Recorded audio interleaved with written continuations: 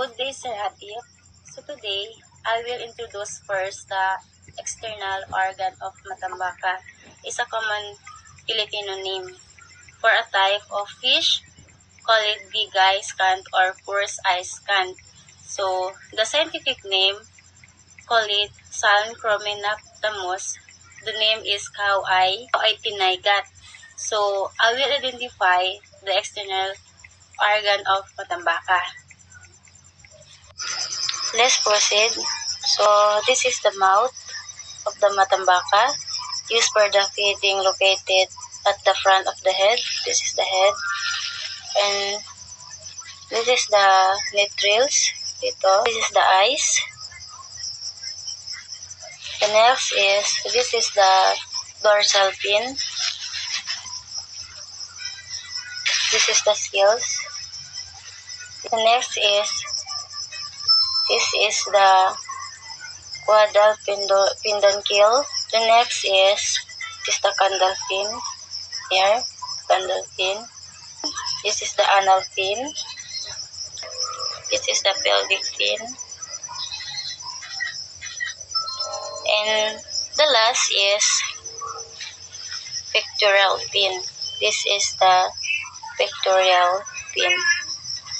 This is the pectoral fin. So we move on to the next.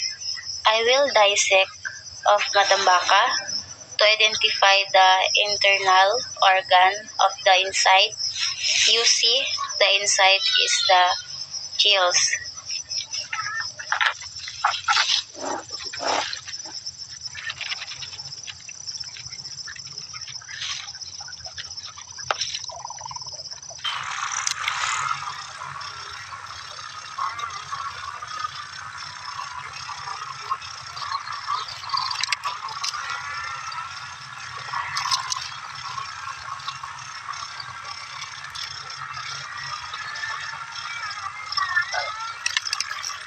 This is the heart of the Matambaka. This is the liver of the Matambaka. The intestine of the Matambaka to absorb of nutrients. This is the stomach of the Matambaka. This is the anus. This is the gonad ovary of the intestine. So the next is, this is the gill of Matambaka. And dito sa ilalim ng ulo niya, this is the brain of the Matambaka. Dito sa banda sa itaas, yes, this is the skull.